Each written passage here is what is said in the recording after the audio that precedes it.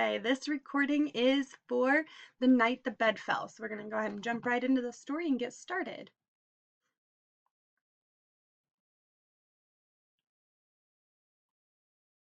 Okay, The Night the Bed Fell by James Thurber. Now remember, this is another personal narrative, so this is a story that really happened in this author's life. I suppose that the high water mark of my youth in Columbus, Ohio, was the night the bed fell on my father. It makes a better recitation, unless, as some friends of mine have said, one has heard it 5 or 6 times, than it does a piece of writing, for it is almost necessary to throw furniture around, shake doors, and bark like a dog to lend the proper atmosphere and verisimilitude to what is admittedly a somewhat incredible tale. Still, it did take place. It happened then that my father had decided to sleep in the attic one night to be away where he could think. My mother opposed the notion strongly because she said the old wooden bed up there was unsafe. It was wobbly and the heavy headboard would crash down on my father's head in case the bed fell and kill him. There was no dissuading him, however, that at 10:15 he closed the attic door behind him and went up the narrow twisting stairs. We later heard ominous creaking as he crawled into bed.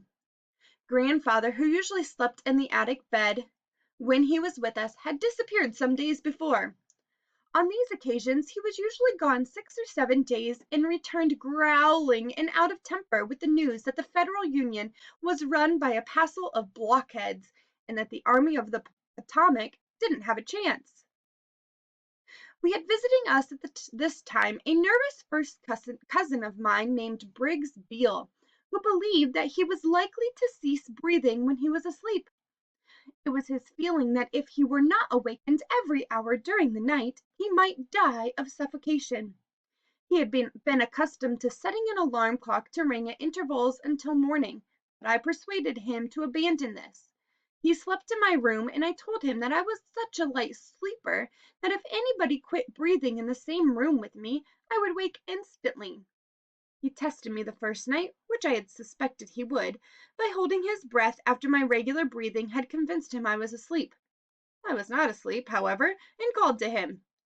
This seemed to allay his fears a little, and he took the precaution of putting a glass of spirits of camphor on a little table at the head of his bed, in case I didn't arouse him until he was almost gone. He said he would sniff the camphor, a powerful reviver. Briggs was not the only member of his family who had his crotchets.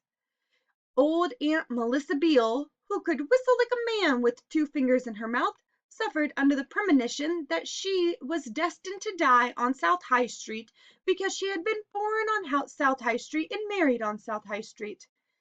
Then there was Aunt Sarah Schoaf, who never went to bed at night without the fear that a burglar was going to get in and blow chloroform under her door through a tube. To avert this calamity, for she was in greater dread of anesthetics than of losing her household goods, she always piled her money, silverware, and other valuables in a neat stack just outside her bedroom, with a note reading, "This is all I have. Please take it, and do not use your chloroform, as this is all I have." Aunt Gracie Schoaf also had a burglar phobia, but she met it with more fortitude. She was confident that burglars had been getting into her house every night for 4 years. The fact that she never missed anything was to her no proof to the contrary. She always claimed that she scared them off before they could take anything by throwing shoes down the hallway. When she went to bed, she piled them where she could get at them handily. All the shoes there were about her house. 5 minutes after she had turned off the light, she would sit up in bed and say, "Hark!" Her husband, who had learned to ignore the whole situation as long ago as 1903, would either be sound asleep or pretend to be sound asleep.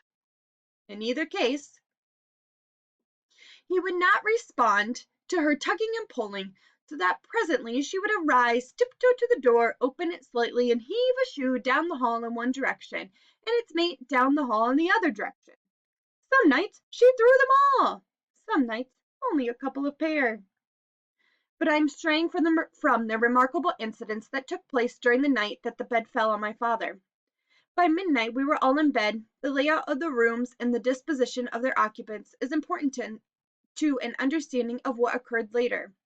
In the front room upstairs, just under father's attic bedroom, were my mother and my brother Terry, who sometimes sang in his sleep, usually "Marching Through Georgia" or "Onward Christian Soldiers." Briggs Beale and myself were in a room adjoining this one. My brother Roy slept in a room across the hall from ours. Our bull terrier Rex slept in the hall. My bed was an army cot, one of those affairs which were made wide enough to sleep on comfortably only by putting up flat with the middle section, the two sides which ordinarily hang down with the sideboards of a drop-leaf table. When these sides are up, it is perilous to roll too far toward the edge, for then the cot is likely to tip completely over, bringing the whole bed down on top of one, with a tremendous banging crash. This, in fact, is precisely what happened about 2 o'clock in the morning. It was my mother who, in recalling the scene later, first referred to it as the night the bed fell on your father. Always a deep sleeper, slow to arouse, I had lied to Briggs. I was at first unconscious of what had happened, when the iron cot rolled me onto the floor and toppled over on me. It left me still warmly bundled up and unhurt, for the bed rested above me like a canopy. Hence, I did not wake up, only reached the edge of consciousness and went back. The racket, however, instantly awakened my mother in the next room, who came to the immediate conclusion that her worst dread was realized. The big wooden bed upstairs had fallen on father. Or so she thought. She therefore screamed, "Let's go to your poor father!" It was this shout, rather than the noise of my cot falling, that awakened Herman in the same room with her. He thought that mother had become, for no apparent reason, hysterical. "You're all right, Mamma," he shouted, trying to calm her. They exchanged shout for perhaps 10 seconds. "Let's go to your poor father," and "You're all right." That woke up Briggs. By this time I was conscious of what was going on in a vague way, but did not yet realize that I was under my bed instead of on it. Briggs, awakened in the midst of loud shouts of fear and apprehension, came to the quick conclusion that he was being suffocated, and that we were all trying to bring him out. With a low moan, he grasped the glass of camphor at the head of his bed and insisted of sniffing it, poured it over himself. The room reeked of camphor. "Oh!" chugged Briggs, like a drowning man, for he had almost succeeded in stopping his breathing under the deluge of pungent spirits. He leaped out of bed and groped toward the open window, but he came up against one that was closed. Using his hand, he beat out the glass, and I could hear it crash and tinkle on the alleyway below. It was at this juncture that I, in trying to get up, had the uncanny sensation of feeling my bed above me. Foggy with sleep, I now suspected in my turn that the whole uproar was being made in a frantic endeavor to extricate me from what must be an unheard of and perilous situation. "Get me out of this!" I bawled. "Get me out!" I think I had the nightmarish belief that I was entombed in a mine. "Goof!" gasped Briggs, floundering in his camphor. By this time, my mother, still shouting, pursued by Herman, still shouting, was trying to open the door to the attic in order to go up and get my father's body out of the wreckage. The door was stuck, however, and wouldn't yield.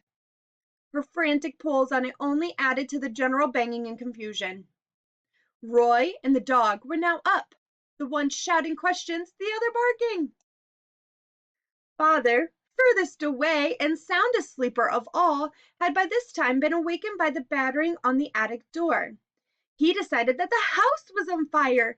I'm coming," he wailed in a slow, sleepy voice. It took him many minutes to regain full consciousness. My mother, still believing he was caught under the bed, detected in his "I'm coming" the mournful, resigned note of one who is prepared to meet his Maker. "He's dying," she shouted. I'm all right, Briggs yelled to reassure her. I'm all right. Still believed that he was his own still believed that it was his own closeness to death that was worrying Mother.